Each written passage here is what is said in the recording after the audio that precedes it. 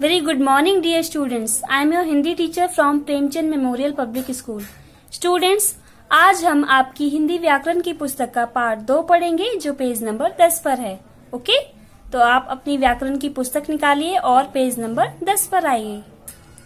Part 2 वर्ण विचार. भाषा की सबसे छोटी ध्वनि या इकाई जिसे हम लिखित रूप में वर्ण कहते हैं. ओके, वर्ण विचार से तात्पर्य है कि वर्ण के बारे में हम विस्तार से जानेंगे कि उसके नियम क्या होते हैं, वर्ण किसे कहते हैं, इसके प्रकार कितने होते हैं. ओके, देखिए, पढ़िए और समझिए. बोलते समय हमारे मुख से कुछ ध्वनियां निकलती हैं. इन्हीं ध्वनियों का लिखित रूप वर्ण कहलाता है, जैसे अ जमा न जमा आ जमा र जमा अ बराबर अनार. ह जमा ई जमा र जमा अ जमा न जमा अ बराबर हिरन. ओके स्टूडेंट्स, कुछ चित्र दिए गए हैं और इनका उच्चारण बताया गया है. उच्चारण में ये जो ध्वनियां हैं ये सबसे छोटी इकाई है भाषा की और इसके टुकड़े नहीं किए जा सकते. इन शब्दों के तो हो सकते हैं वर्णों में, लेकिन इन वर्णों के और टुकड़े नहीं किए जा सकते, इसीलिए इसको भाषा की सबसे छोटी इकाई कहा जाता है. ओके, ऊपर दिए गए चित्र में लड़का अनार तथा हिरन शब्दों का उच्चारण कर रहा है. इनका उच्चारण करते समय लड़के के मुख से कई ध्वनियां निकल रही हैं. अनार शब्द 5 ध्वनियों से बना है. अ जमा न जमा आ जमा र जमा अ अनार. हिरन शब्द 6 ध्वनियों से बना है. ह जमा ई जमा र जमा अ जमा न जमा अ हिरन. इन ध्वनियों के और टुकड़े नहीं किए जा सकते. ये भाषा की सबसे छोटी इकाई होती है, अतः ये सभी वर्ण हैं. ओके, तो हम भाषा की सबसे छोटी ध्वनि को वर्ण भी कहते हैं. परिभाषा. भाषा की वह छोटी से छोटी ध्वनि जिसके टुकड़े नहीं किए जा सकते उसे वर्ण कहते हैं. स्टूडेंट्स, अब हम पढ़ेंगे वर्णमाला. भाषा में वर्णों का निश्चित स्थान तथा समूह होता है. यह निश्चित समूह वर्णमाला कहलाता है. परिभाषा. वर्णों के क्रमानुसार समूह को वर्णमाला कहते हैं. स्टूडेंट्स, वर्णों का एक निश्चित क्रम होता है जिसे हम वर्णमाला कहते हैं. ओके, निश्चित क्रम से तात्पर्य है कि वर्णमाला का हर अक्षर का एक क्रम निश्चित किया गया है. जैसे यहाँ पर आप देखिए, अ आ ई उ ऊ. ओके स्टूडेंट्स, ये वर्णमाला का निश्चित क्रम है. निश्चित क्रम से तात्पर्य है कि छोटे अ के बाद बड़ा आ आएगा और बड़े आ के बाद छोटी ई आएगी, इसलिए ये निश्चित क्रम है.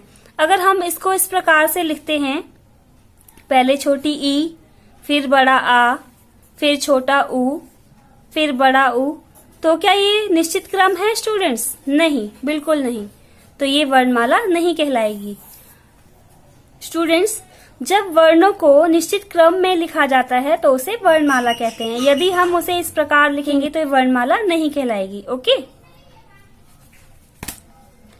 वर्णों के भेद. हिंदी में वर्णों के 2 भेद होते हैं, स्वर और व्यंजन. स्वर.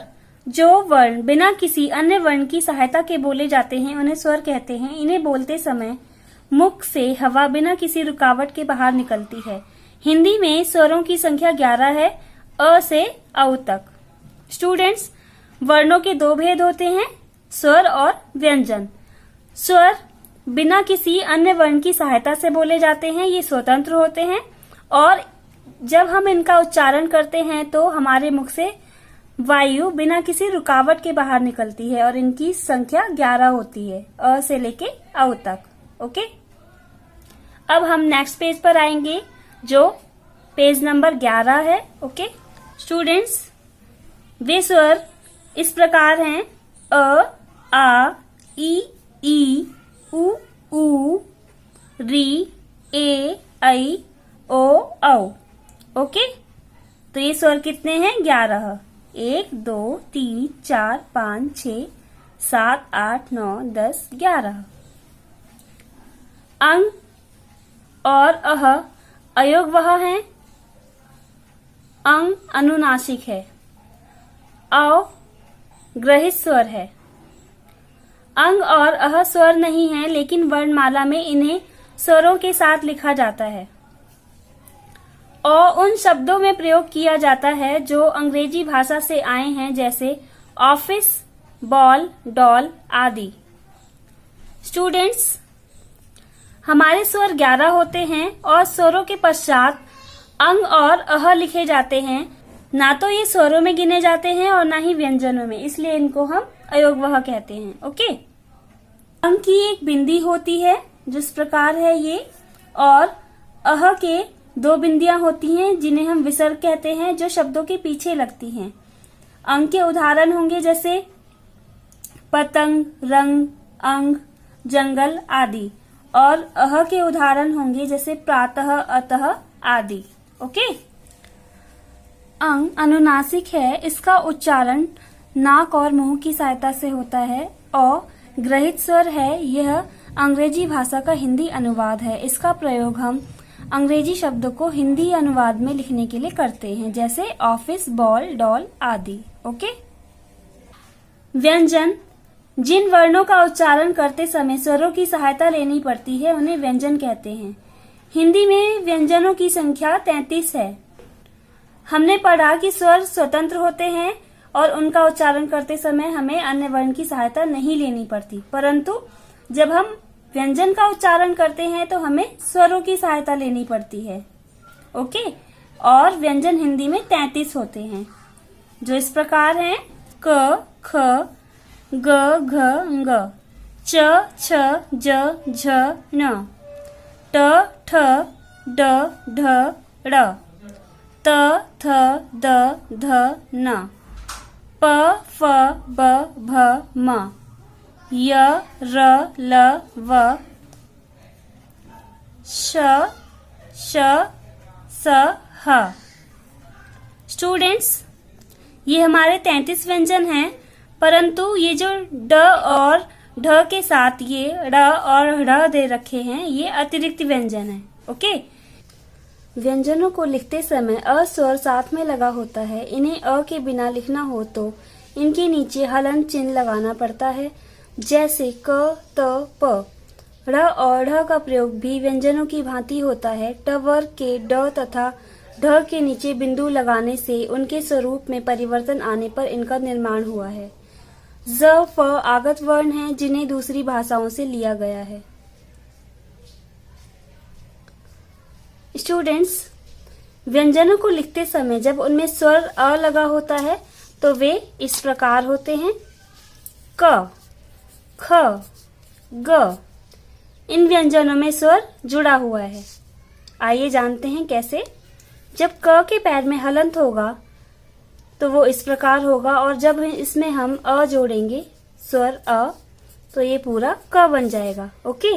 ये स्वर रहित व्यंजन है और ये स्वर सहित व्यंजन है। इसी प्रकार ड़ और ढ को जानेंगे। ट वर्ग के ड और ढ के नीचे बिंदी लगाने से इन 2 अतिरिक्त व्यंजनों का निर्माण हुआ है। इन्हें हम अतिरिक्त व्यंजन कहते हैं क्योंकि ये हमारी वर्णमाला के अतिरिक्त हैं। ओके। इनसे कोई शब्द आरंभ नहीं होता है, ये हमेशा शब्दों के बीच में लगते हैं, जैसे पकड़ना, चढ़ना, पढ़ना आदि। ओके स्टूडेंट्स, इनके नीचे ये बिंदी अवश्य लगाएंगे, तभी अतिरिक्त व्यंजन कहलाएंगे। अगर इनके नीचे से बिंदी हटा दी जाएगी तो ये ट वर्ग के ड और ड कहलाएंगे। ओके। आगत वर्ण, आगत वर्ण से तात्पर्य होता है जो दूसरी भाषाओं से वर्ण अन्य भाषा में जाते हैं, वे आगत वर्ण कहलाते हैं। जैसे हिंदी वर्णमाला का ज, उसमें नुक्ता लगाने पर वह उर्दू भाषा का वर्ण ज बन जाता है। इसी प्रकार फ है, फ हमारी हिंदी वर्णमाला का वर्ण है, और जब इसके नीचे हम नुक्ता लगाते हैं तो ये उर्दू भाषा का वर्ण फ बन जाता है। ओके। संयुक्त व्यंजन च, त्र, ज्ञ और श्र संयुक्त व्यंजन कहलाते हैं। ये दो भिन्न भिन्न व्यंजन तथा अ स्वर के मेल से बने हैं, जैसे क जमा श जमा अ बराबर छ, त जमा र जमा अ बराबर त्र, ज जमा न्य जमा अ बराबर ज्ञ, श जमा र जमा अ बराबर श्र। दो अलग अलग व्यंजनों के मेल से बने व्यंजनों को हम संयुक्त व्यंजन कहते हैं। यहाँ आप देख सकते हैं क व्यंजन और श व्यंजन में अ स्वर मिलाने पर छ का निर्माण हुआ है, इसीलिए इनको हम संयुक्त व्यंजन कहते हैं, क्योंकि ये अलग अलग व्यंजनों के मेल से बने हैं। ओके। संयुक्ताक्षर जब दो अलग अलग व्यंजन आपस में जुड़ते हैं तो उनके मेल को संयुक्ताक्षर कहते हैं। संयुक्ताक्षर के पहले व्यंजन में अ स्वर नहीं जुड़ा होता। संयुक्ताक्षर कई प्रकार से बनाए जाते हैं। व्यंजनों में से पाई हटाकर, जैसे त जमा य बराबर त्य, उदाहरण है त्योहार त्याग। च जमा छ बराबर छ, जैसे स्वच्छ अच्छा। प जमा य बराबर प्य, उदाहरण प्यारा प्यास। स्टूडेंट्स, संयुक्ताक्षर से तात्पर्य है दो अलग अलग व्यंजनों से मिलकर जो अक्षर बनते हैं उन्हें हम संयुक्ताक्षर कहते हैं। उनके पैर से हम हलंत हटा देते हैं और पूरे अक्षर में उस आधे अक्षर को जोड़ देते हैं। घुड़ी वाले व्यंजनों में से घुड़ी हटाकर, जैसे क जमा ख बराबर कख मक्खी। बिना पाई वाले व्यंजनों में हलंत चिन्ह लगाकर, जैसे ट जमा ठ बराबर ठ मट्ठा। द जमा य बराबर द्य, जैसे विद्या। र के साथ जब व्यंजन जुड़ता है तो उसका रूप अलग हो जाता है, जैसे र जमा य बराबर यर सूर्य। र जमा म बराबर मर्म, जैसे कर्म। क जमा र बराबर क्रम। भ जमा र बराबर भ्रम। ट जमा र बराबर ट्रॉली। ड जमा र बराबर ड्रम। स्टूडेंट्स, जब र को हम अक्षर के ऊपर लगाते हैं तो उस रूप को हम रेफ कहते हैं, और जब र को हम अक्षर के पैर में लगाते हैं तो इसे पदेन कहते हैं। पैर में लगाते हैं इसलिए इसको पदेन कहते हैं। ओके। जब हम र को अक्षर के पैर में इस तरह से लगाते हैं, इस रूप को हम पदेन कहते हैं। ओके। पदेन के दो रूप हैं, लेकिन दोनों में पैर में लगाते हैं। एक में हम पहले इस साइड लगाते हैं, हमारे लेफ्ट साइड, और दूसरे पदेन रूप को हम इस तरह से लगाते हैं। ओके। अब हम पढ़ेंगे द्वित्व व्यंजन। दो समान या एक जैसे व्यंजन से मिलकर बने व्यंजनों को हम द्वित्व व्यंजन कहते हैं। स जमा स बराबर श, जैसे अस्सी रस्सी। त जमा त बराबर तत्, जैसे पत्ता छत्ता। न जमा न बराबर अन्न, प्रसन्न अन्न। म जमा म बराबर मम, सम्मान अम्मा। वे व्यंजन जो एक जैसे होते हैं परंतु एक व्यंजन आधा होता है और एक पूरा होता है, इसलिए इन व्यंजनों को हम द्वैत व्यंजन कहते हैं, क्योंकि ये होते तो एक जैसे ही हैं परंतु एक आधा होता है और एक पूरा होता है। स्वर की मात्रा। स्वर जब व्यंजनों के साथ जुड़ते हैं तो वे चिन्हों के रूप में लगते हैं। ये चिन्ह ही स्वरों की मात्रा कहलाते हैं। परिभाषा। व्यंजनों के साथ लगने वाले स्वरों के विशेष चिन्ह मात्रा कहलाते हैं। स्टूडेंट्स, हिंदी भाषा में हमारे 11 स्वर होते हैं। इन स्वरों के अपने चिन्ह होते हैं। जब हम इन चिन्हों को व्यंजनों के साथ लगाते हैं तो इन्हें हम मात्रा कहते हैं। अब हम नेक्स्ट पेज पर आएंगे 13 पर। स्वरों की मात्राएं इस प्रकार हैं। स्वर मात्रा आ, ई, उ, री, ए, ओ, औ।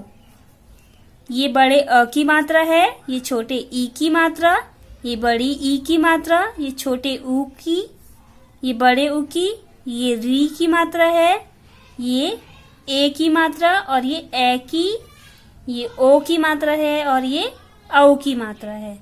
ये मात्राएं हमारी कितनी होती हैं? 10 होती हैं, क्योंकि अ स्वर की कोई मात्रा नहीं होती है। ओके, 1 2 3 4 5 6 7 8 9 10। स्वर 11 होते हैं लेकिन हमारी मात्राएं कितनी होती हैं? 10। ओके, इस चैप्टर को आप एक बार दोबारा पढ़ेंगे और पेज नंबर 13 एंड 14 पर दी गई अभ्यास माला अपनी पुस्तक में करने का अभ्यास करें। स्टूडेंट, आई होप आपको चैप्टर अच्छे से समझ में आ गया है। यदि आपको फिर भी कुछ पूछना है तो आप बेझिझक पूछ सकते हैं। धन्यवाद।